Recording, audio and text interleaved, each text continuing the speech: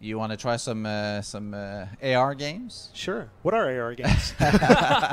Good question. AR games are basically the augmented reality games. We have one right here. We need to pick a spot where there's a lot of civilians, so it's kind of fun. But basically, through your phone, you see a kind of a augmented reality game that you can play. Yeah, this is seems like a good spot.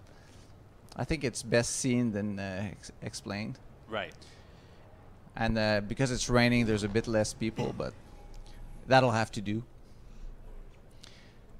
Oh. So I think what's interesting about this, it's a lot like real life. You know, you had a bad day, you had something tragic happen. Well, you might want to relax and play some mini games. That's exactly what Aiden can do. That's exactly what a phone does in our lives. So what he's doing right now is trying to take down these retro aliens. Right. And basically there's a lot of waves and there's a lot of different types of enemies, and you can progress in there and pick up guns. So he's just out in public running around. Look, no one else can see that but him. but Right? they're he's having a blast, but everybody else is like, what is this guy doing? Exactly. What is going on? So they'll comment, and the cool thing is if you let the aliens go, they'll actually start attaching to the civilians and spawning baby aliens. Oh, wow. So the game is interacting with the living city, so that's also pretty cool. It's almost like they live with the glasses and only he can see it. Someone just asked, could you get any experience for playing You get progression in the game, but it doesn't give you experience for skills. Okay. But it unlocks one of the skills, if I remember correctly. It will make you better and unlock one of the skills, though. All right.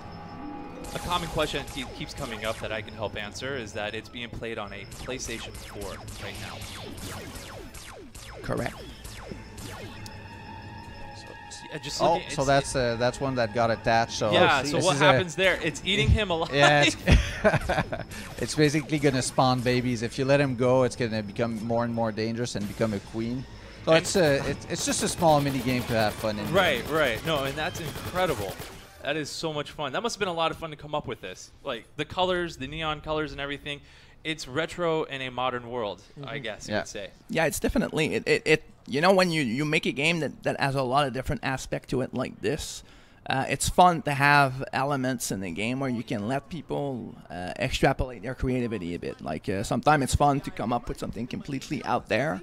The AR games are that. They're also a nice nod to phone gaming and augmented reality stuff, and it's also a way to reuse our civilians in a funny way and that kind of things. And the same goes for the digital trips, which is kind of the same phenomenon. Like you can use like those noise drugs and put them on your side, and then you vanish and you do something else. I'm sure we're going to show that later on. Something we just saw there is like street scams, like the shell games is always pretty fun. So there's a lot of variety in the things you can do, and that's just another example.